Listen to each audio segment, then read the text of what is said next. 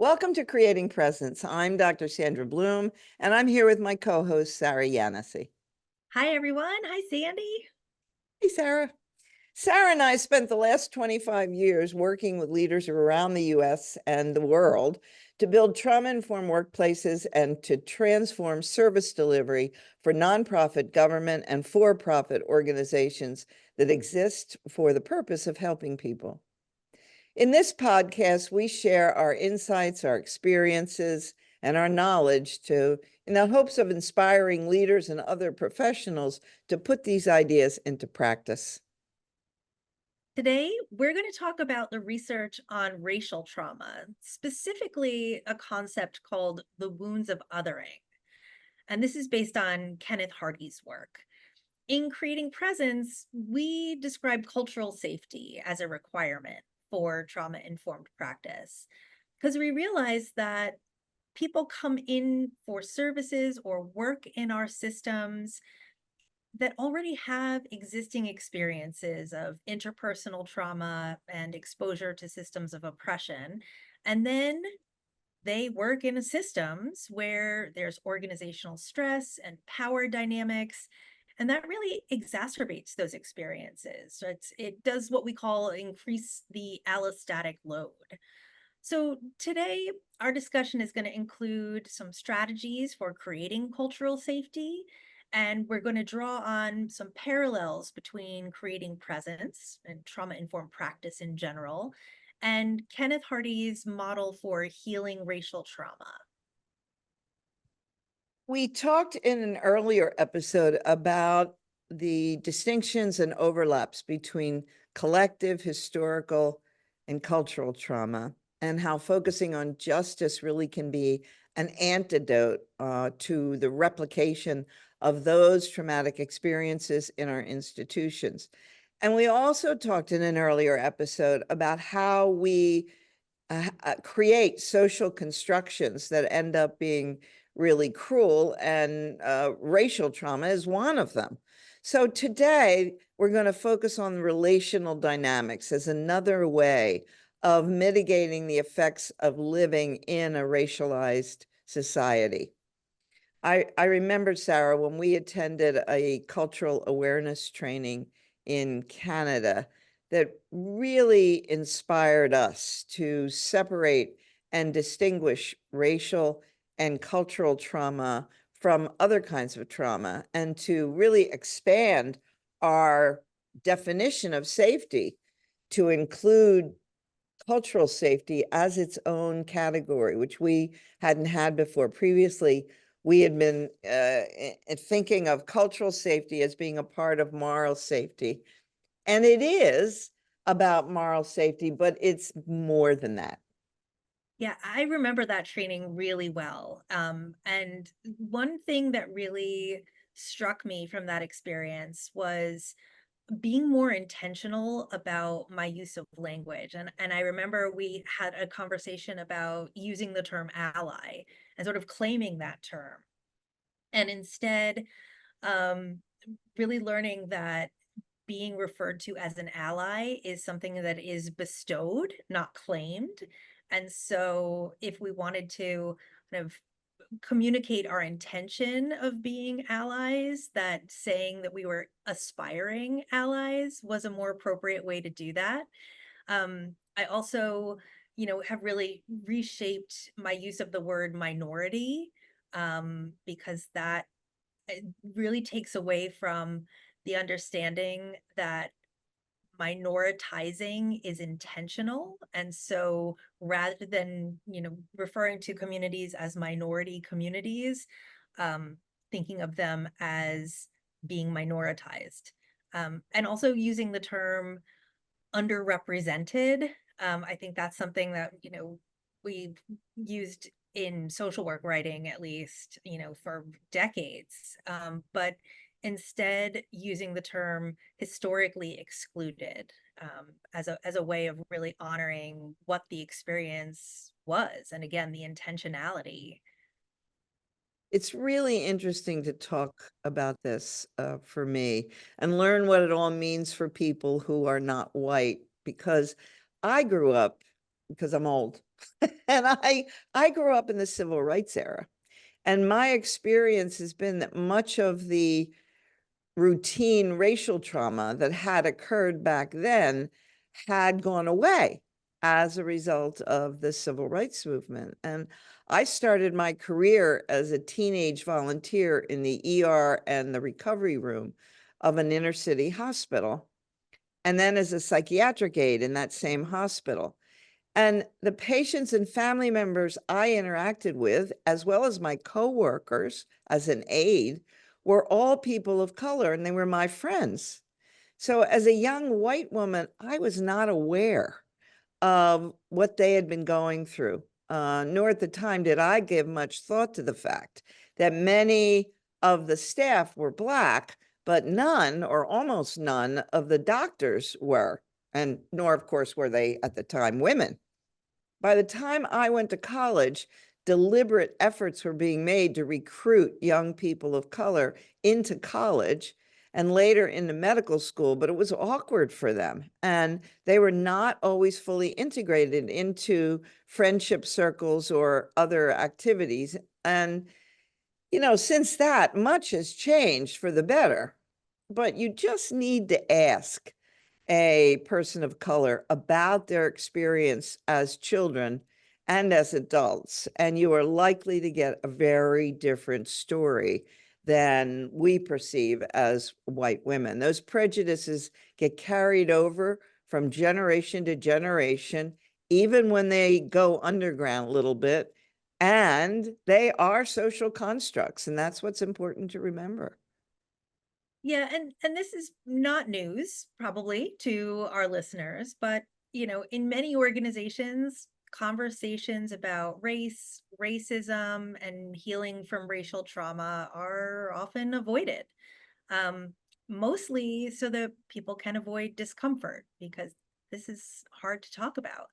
And I think, to your point, Sandy, older people do often think that a lot of this was cleared away during the 60s and 70s.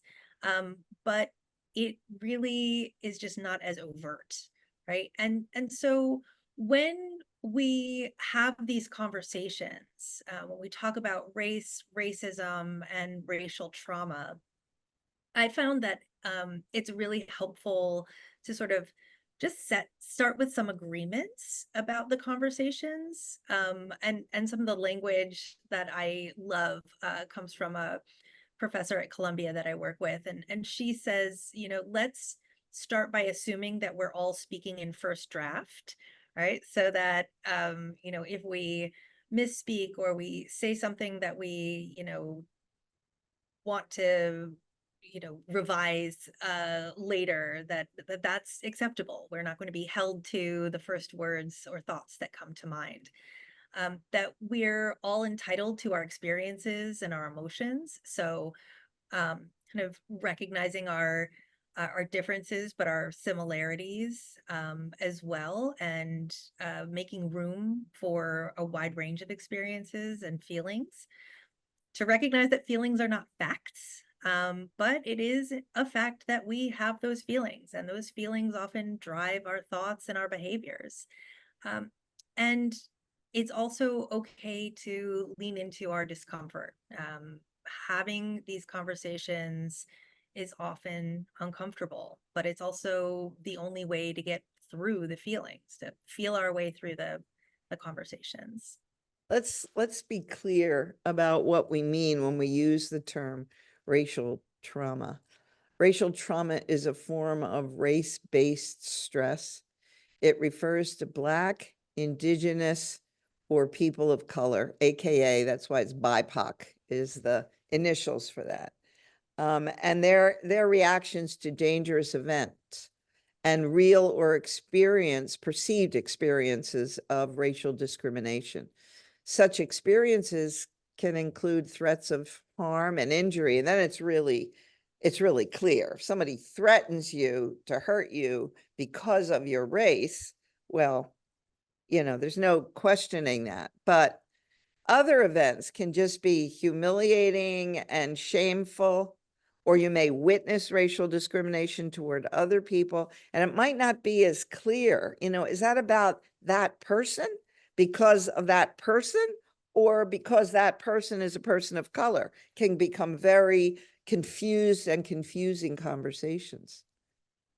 Yeah, and racial trauma is really similar to what we think about as PTSD, post-traumatic stress disorder, but it's unique in that it involves ongoing individual and collective injuries due to exposure and re-exposure to race-based stress. And that stress is so impactful. Racism's been linked to the development of worsening mental health disorders. So for people who have existing mental health, diagnoses, their exposure to race-based stress can actually exacerbate their symptoms. And when that happens, we refer to it as race-based traumatic stress or racial trauma. Yeah, there's a formal definition of that. It's used, so it's worth, I think, sharing that with our listeners. It's defined as the cumulative impact of race-based traumatic experiences at individual, institutional, and systemic levels. And it has significant effects on mental and physical health, as well as on social and economic aspects of the victims' lives.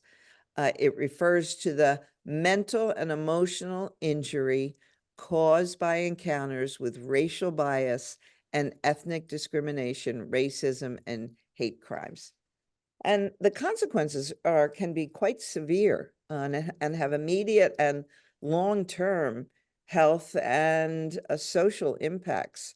So people get messages of not belonging. You don't belong here, of being devalued, of disrespected, and then, as it escalates, overtly threatened or subtly threatened. Being othered is what the term that's used for not belonging.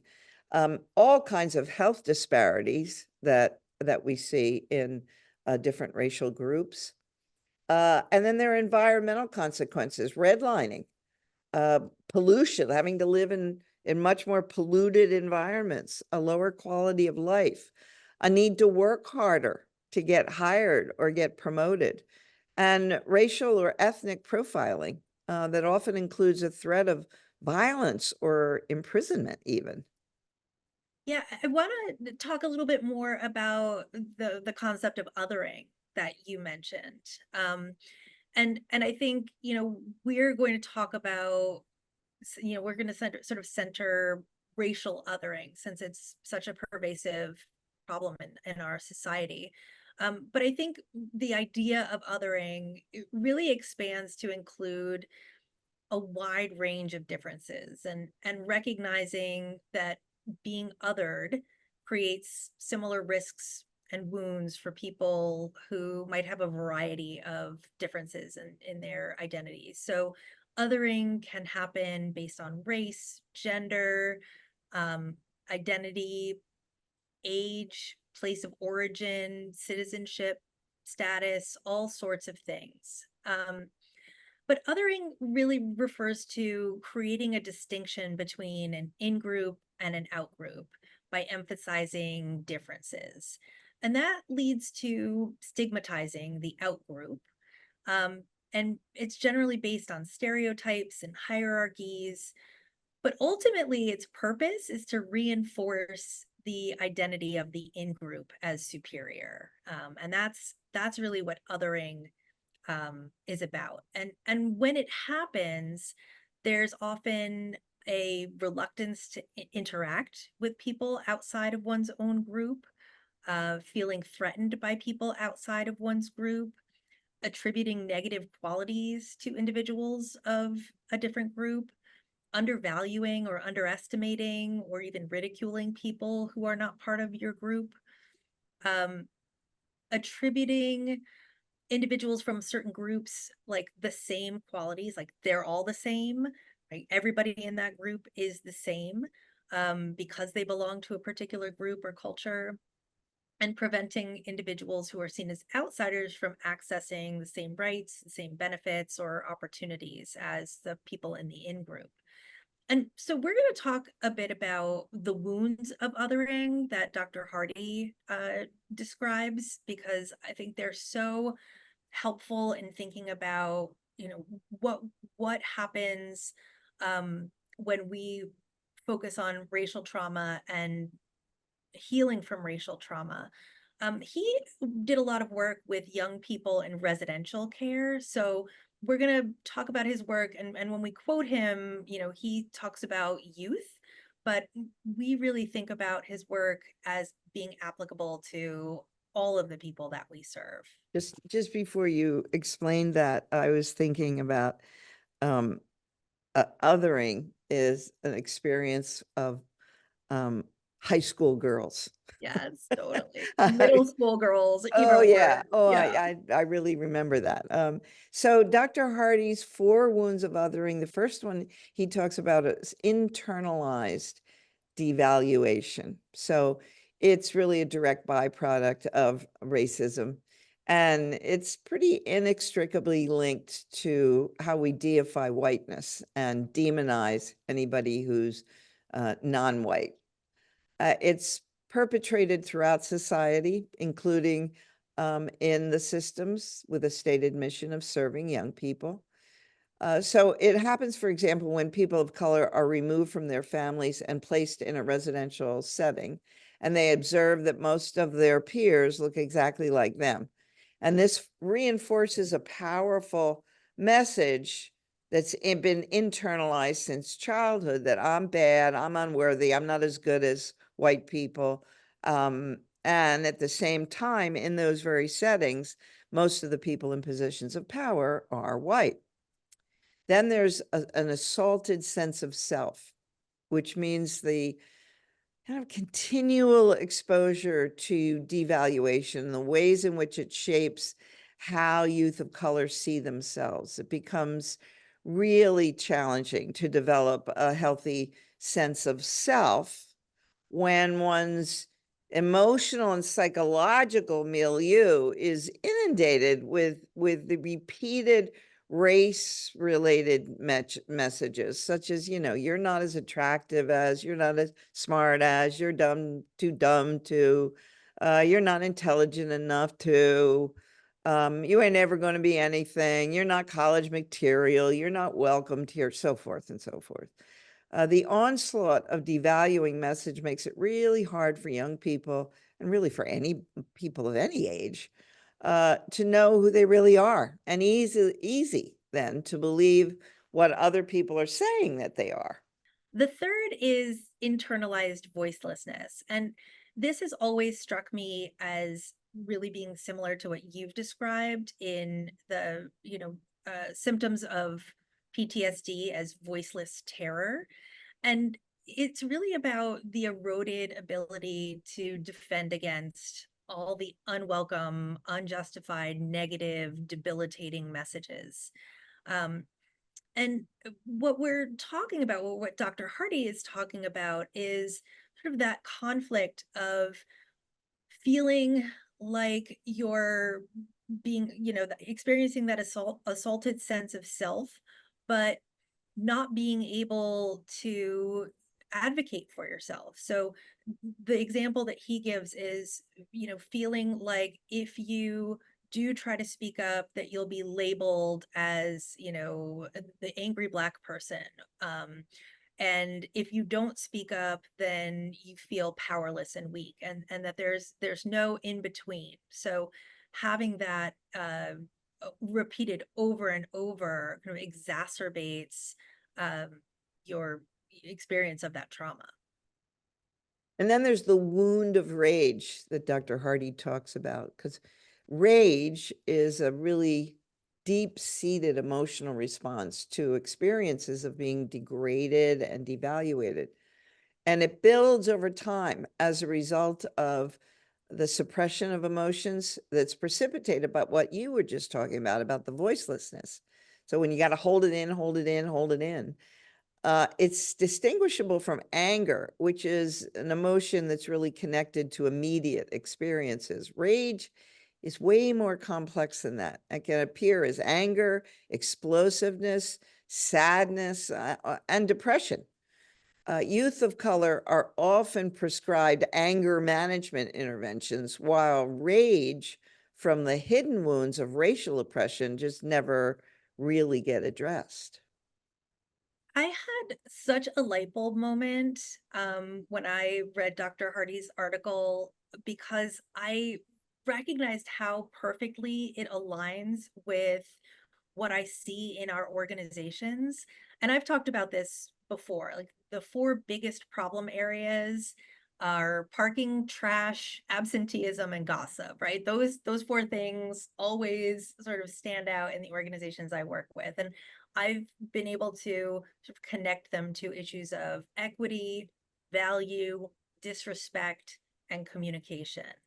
And here they are lining right up, right? When I talk about um, problems with equity, Dr. Hardy is talking about the assaulted sense of self.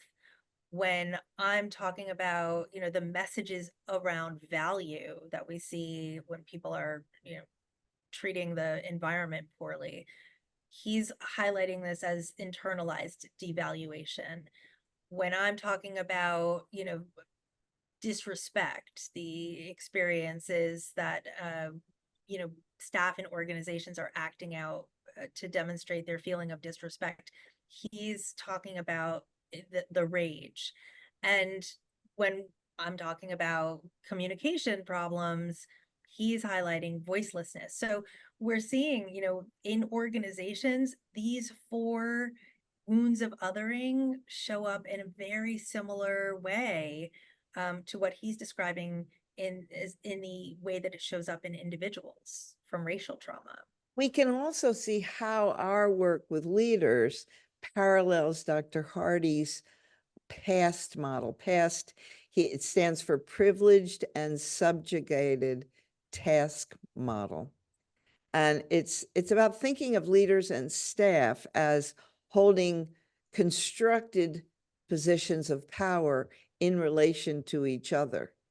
So it's a power or privilege sensitive framework designed to kind of diffuse what are otherwise really contentious conversations and facilitate more constructive engagement across the divides of race and any other dimensions of diversity. The model itself is predicated on the notion that power and privilege are two salient factors that underpin the creation and the maintenance and the resolution of racially based conversations. And these interlocking and overlapping principles really are the undergirding for the PAST model and serve as the basis for how it's put together and how it's implemented. The actual implementation requires people to do a racial self-analysis and to determine where their own racial identities and broader cultural narratives regarding their own identities, locate them in the current conversation, whatever that conversation is. And each person must be clear whether his or her or their racial identity places that person in a privileged or subjugated position in the society. The outcome of this process should not be dictated or determined by whether the person in the privileged position feels or believes he, she, or they is privileged, or whether the person in the subjugated position personally feels privileged. Yeah, it's really common for white people to denounce their racial privilege because they didn't feel privileged, or because they simultaneously occupy some other social identity that is subjugated. So, class, gender, sexual orientation, religion, nationality. And it's also challenging for some people of color to embrace their racial subjugation because admitting that is kind of claiming inferiority. And so it's important to really recognize that when we're asking people to do this, we're actually talking about the systemic problem, right? Not the individual person, but really the embodiment of racialization systemically. That's so important because failure to do that uh, changes the conversation from one that is really skewed towards race to this free-flowing, splintered, ill-focused, often a shouting match regarding whose pain and suffering is worse, which really it just goes nowhere. The preparatory work is crucial because it helps to thwart many of the predictable and common pitfalls associated with trying to have constructive and progressive conversations about race and racialization, what it means. Yeah, he outlines, and I won't go into all the detail, but he talks about the tasks of the people who are in the privileged category and the tasks of the people who are in the subjugated category when having these conversations. And they really align quite surprisingly with our skills for communication, group engagement, and complexity management in creating presence. So we are going to talk a lot more in our next segment about how to think about um, doing something different, not just interpersonally when we're thinking about helping heal from racial trauma, but also how we shift the way our organizations operate in order to mitigate the impact of racial trauma. Thanks so much for listening to Creating Presence. We'll be back after these messages.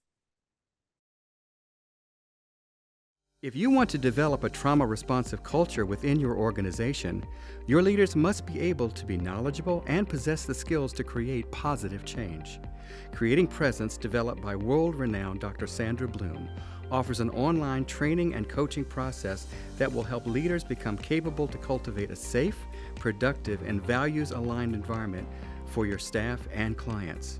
For more information, go to www.creatingpresence.net. Creating Presence is managed by Lakeside, your resource for trauma-responsive care.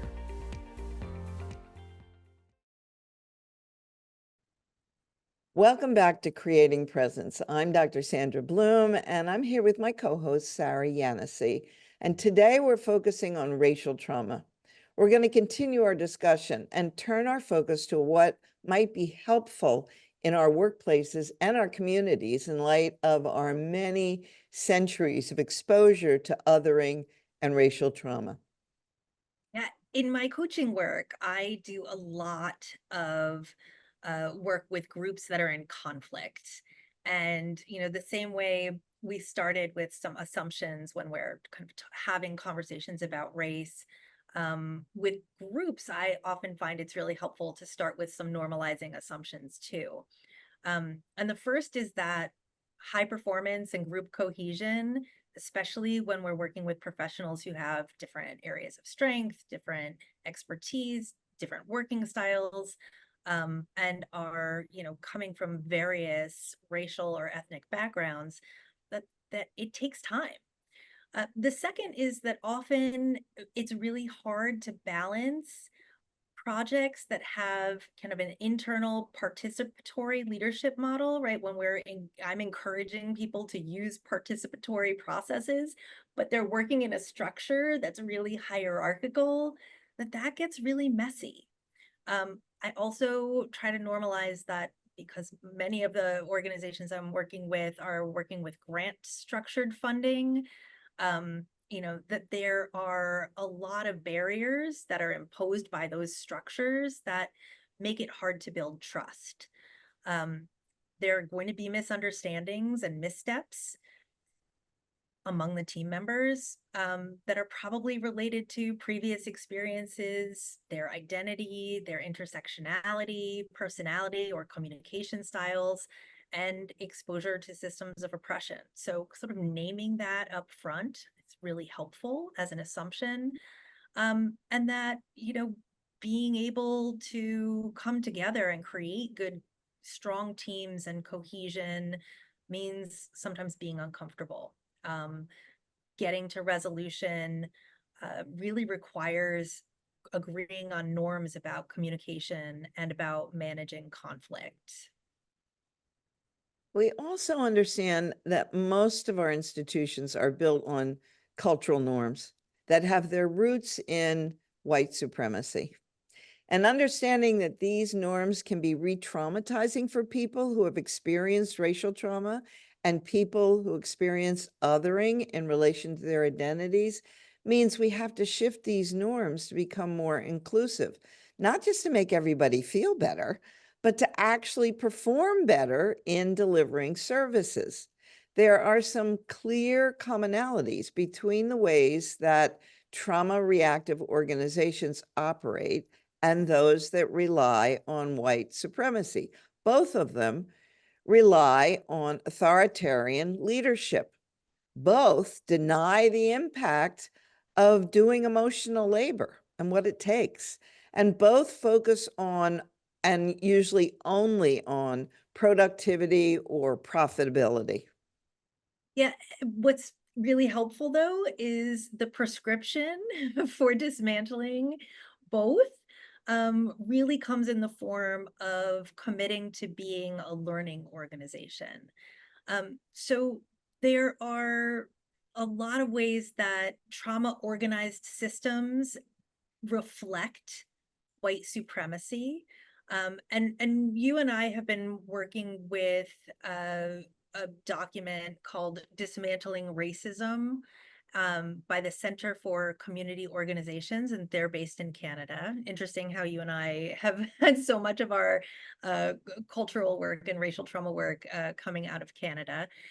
But the list that they have that I think really demonstrates that overlap includes perfectionism, having only one right answer, having an either or mentality, power hoarding, paternalism, defensiveness, the right to comfort, fear of conflict, individualism, the idea that progress is more, the false narrative of objectivity, quantity over quality, and a sense of urgency. So we see this in our coaching with organizations all the time. And we talk about these as, indicators of a traumatized system, but they are also really completely reflective of systems that are aligned with white supremacy. So we're going to assume that our listeners know what this list looks like, rather than kind of defining the problems of all of them, and probably understand how and why they've developed based on what we've talked about in our last podcast, right? The social construction of cruelty. So instead, we're going to draw on the Center for Community Organizations work to talk about what we do instead, how we disrupt these patterns in our organizations. So let's start with perfectionism. In organizations that either overtly or tacitly value perfectionism, what workers experience is a culture of fear and anxiety about making any kind of mistakes. So what can leaders do about that if that's already in play? Well, they can instead emphasize a culture of appreciation where the organization takes time to ensure that people's work and efforts are valued. It means developing a learning organization where it is expected that everyone will make mistakes and that those mistakes offer opportunities for growth. I mean, just all you have to do is watch a child learn how to walk. They don't just like get up from their crib and go run a mile. You stumble, you fall, you trip. I mean, it's just normal. That's what learning's about. And realize that being your own worst critic does not actually improve the work. It often actually just contributes to low morale for everybody, and it does not help you or the group learn from mistakes. Yeah, in my practice as a supervisor, as a leader and as a manager, I found that sort of making this shift requires kind of radical acceptance of a mistake. So if someone makes an error and, we're talking about it in supervision, I tend to ask two questions. Is there room for repair? Right? Is there something that we can do that, will help manage this mistake? Or do we just need to practice acceptance? And those two questions really shift the dynamic. I think, when I ask first, okay, well, what happened? Right? Then it creates this dynamic of like somebody needing to justify their decision making, but instead starting with the, okay, this happened. Is there room for repair? Or do we just need to practice acceptance? Really shifts that fear-based reaction. Yeah, when things go wrong, it's not a good idea to automatically search for somebody to blame or just making assumptions that somebody's at fault. You got to separate the person from the mistake. When offering feedback, always speak to the things that actually went well before you offer criticism. In practice, what I've tried to do is, again, rather than kind of asking what happened or, help me understand what you were thinking when you made this decision. um, Kind of doing that, separating the person from the problem sounds more like, okay, well, what are the factors that contributed? And is there anything we can learn from this, situation so that we can prevent it in the future? And most importantly, like, is there anything you need from me or anyone else to change whatever those factors were, right? Naming them as factors rather than thinking about it as a person-driven mistake can be really helpful. It's really exciting too. If you can foster an environment where people can recognize that mistakes sometimes lead to something good. If you can develop an ability to fail and transform those failures into something new and different, it's so exciting. And you need to develop other sources of motivation in your organization, such as a shared vision. And all of this being a commitment to both individual, personal, and organizational learning. So we're learning together. Yeah, one of the ways that we've been doing that in creating presence, and as you know, Sandy, we do a lot of focus on policy and practice, is to hone in on performance evaluations, right? Because those are scary for a lot of people. Even if you know that you've done a good job and you have a good relationship with the person who's evaluating you, the whole thing just feels kind of yucky.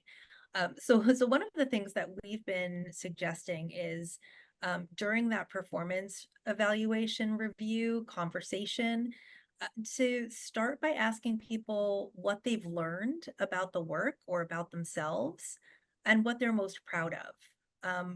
Really kind of highlighting that connection to growth, that connection to personal and organizational learning. Another thing we can do is give up on the idea that there's only one right answer.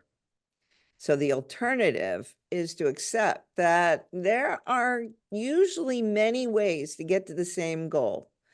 And it's worthwhile being open to alternative routes that you might not have thought about. Once the group has made a decision then to take a particular path to achieving a goal, it's important to honor that decision and see what we can learn from going in that direction, going that way.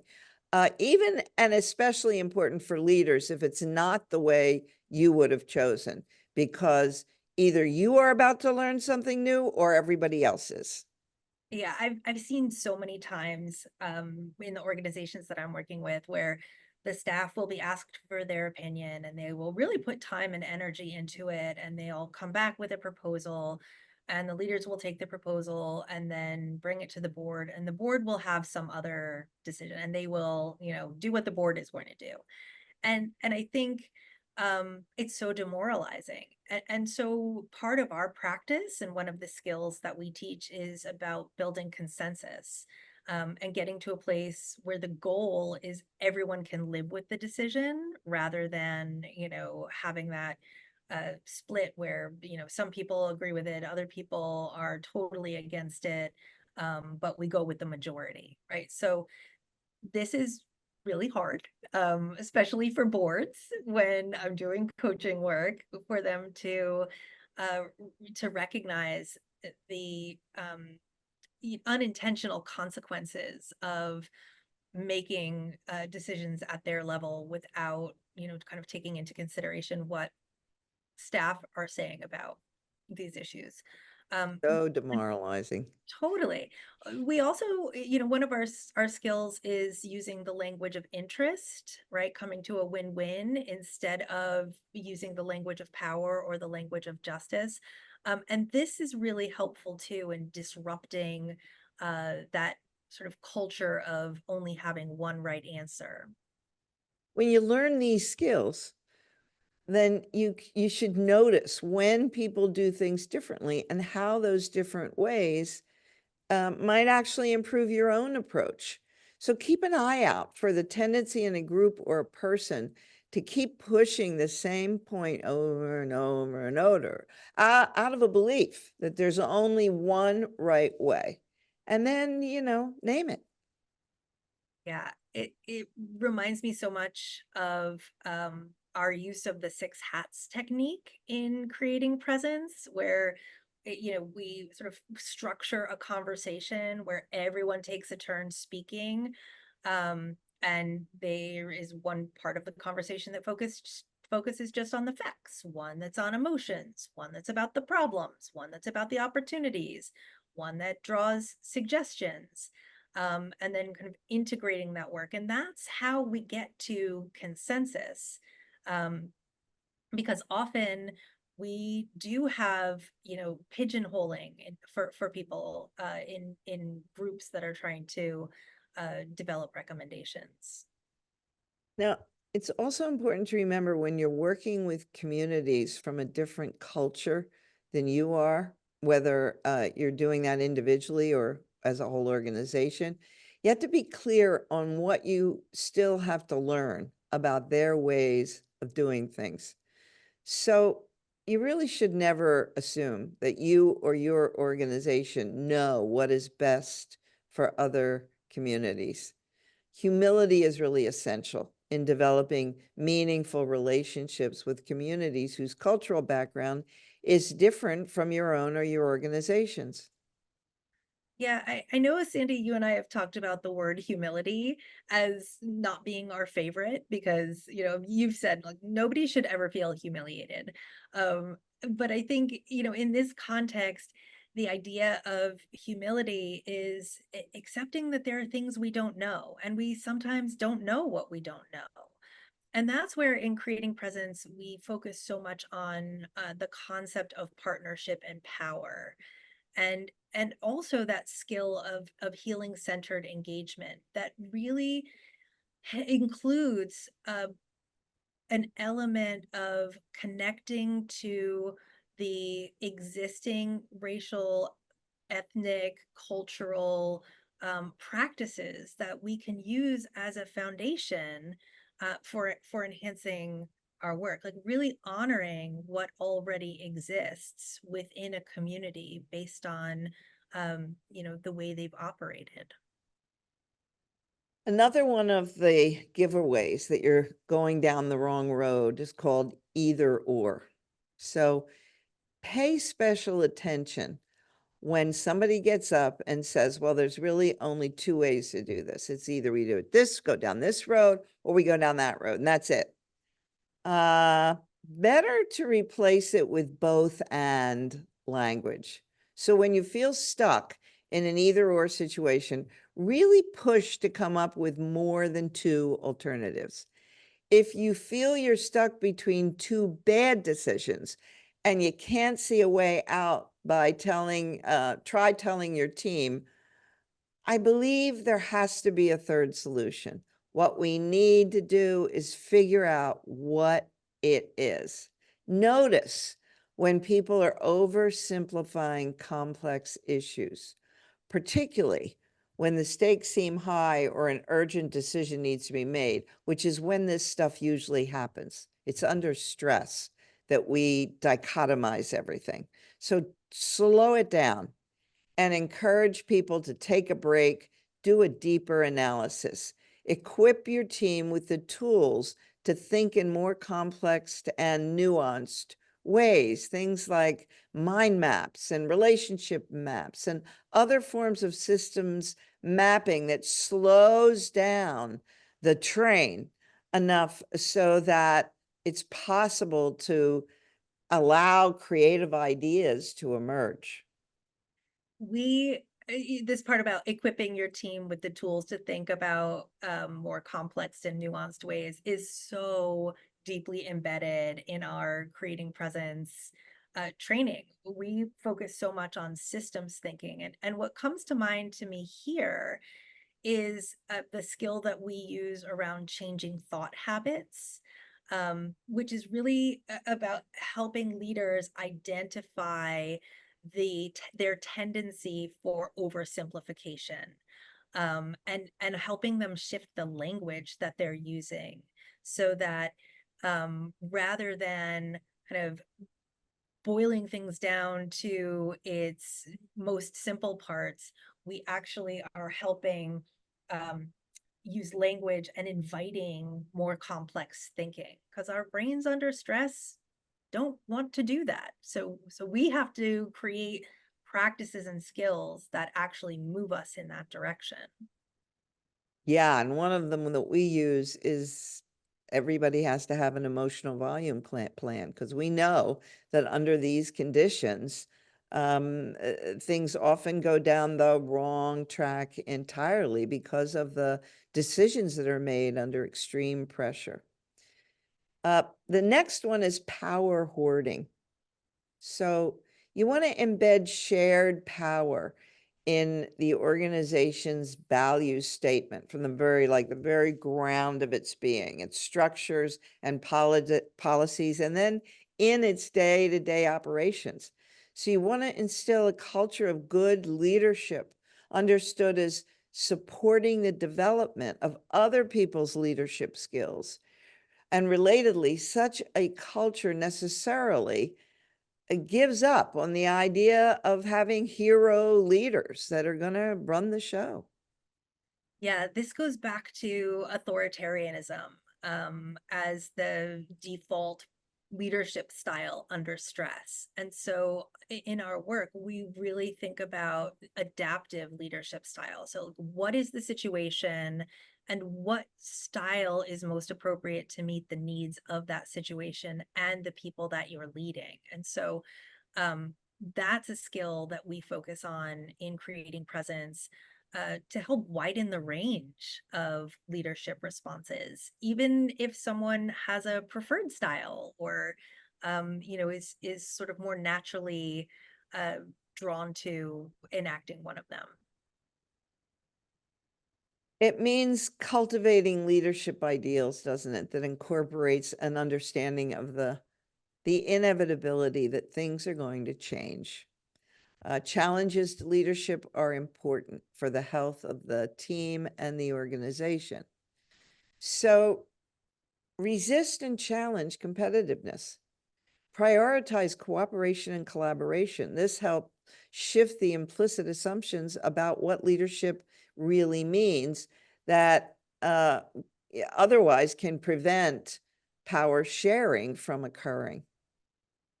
So, in our work with creating presence, we are really looking at recruiting, hiring, who we promote, how we evaluate people, because all of those send messages about what's important in the organization. And so often, people who are more competitive, more power hungry, tend to be the ones who kind of claw their way into positions of authority. That is not who we want in leadership. Um, so I was talking with a group the other day about an interview, like their interviewing process. And they were saying, it's so hard because people sort of know what to say, they know what the right answers are, they say the right things, but then after they're hired, you see like, wow, this is not how they operate at all. So I was sharing that one of the things that I recommend is using interview questions that require candidates to demonstrate insight rather than kind of giving a rote answer that, sort of going to be the right thing. And so we were talking about giving scenarios and instead of asking someone, what would you do? Right. Because there's the people think like, oh, I think I want to demonstrate that I'm a strong leader. So this is what I would do. Instead, asking people, how do you understand what's happening? Right? What would be going on for you? What emotional reaction would you have to this scenario? What do you think would be going on for the other people who are part of this scenario? Really kind of drawing on insight-oriented questions instead of simply, action-oriented questions gives you a sense of not just what someone would do, but how they think. And that can tell you a lot more about how someone might be as a leader. So it's really important to combine paternalism and individualism and deal with it. That means embedding teamwork and collaboration in every component of the organization, its values, its policies and procedures. And you want to cultivate transparency and open dialogue around decision-making practices to ensure that everybody has a part in important decisions that are going to impact them. So make sure everybody knows and understands their own level of responsibility and authority in the organization, and meaningfully include those who are impacted by a decision the most in the decision-making process. Not everybody has to be included in every decision, but part of leadership is figuring out who does need to be there and who can stay home. We actually had a question from one of our listeners who shared that in her work environment, upper management consistently leaves us out of discussions about decisions that will directly impact our jobs. And this leaves everyone feeling anxious. No one wants to confront management about it. What can we do? So I want us to end with kind of a response to that. So when I was thinking about this question, the two things that stood out to me, one was everyone's feeling anxious, which tells me that their amygdalas are activated. They are operating from a place of fear. And so it makes it really hard when you're in fear mode, right? Fight or flight mode, to create a rational conversation or be effective in your communication. And then the second thing was the idea of confronting management. And that word just made me think about de-escalation, right? When we think about confronting, the thing that comes to mind for me is conflict, or escalation of a, conflict. And so the response that came to mind was to start with validation, right? To approach the manager by identifying that a decision had to be made, and that they were in the position to make it. And, there might have been pressure or urgency related, and that's why this is happening. Next is to verbalize your understanding of the need, right? So it might be, doing it this way helps us be more efficient, and we all are aware that we need some cost savings, right? Kind of reiterating your understanding of why the decision is made. But then reframing the decision potentially as a pilot. So to follow up by saying, we'll do this. Let's come back in 2 weeks after we've tried this change. And we can report back what's working, what effects it's having. And you can use that feedback to figure out if we need to make any other tweaks or go back to the drawing board. So rather than kind of coming from a place of complaining about not being included, carving a space to be included by suggesting the truth, which is you and your teammates have really powerful information to share about what the decision is.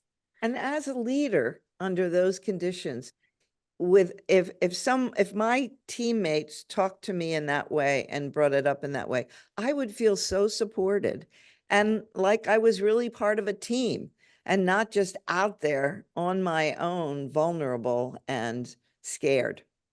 Yeah, the other thing that you can do, I'm thinking about people responding by saying, well, the leader I work for would be really offended that we tried to, question their authority. And I'm sure that that's true. But I think there's also some value in asking the question then, like, how will you know that it's getting the results that you want it to? Like, what are the metrics or indicators that this is going well, that we should look out for so that we can report back?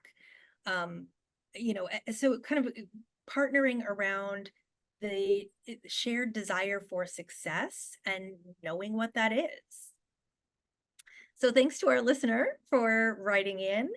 And thank you so much for listening to Creating Presence. Join us next week when Sandy and I will talk more about what it means to create and live in a healthy environment. You can reach us at creatingpresence.net or voiceamerica.com. See you next week.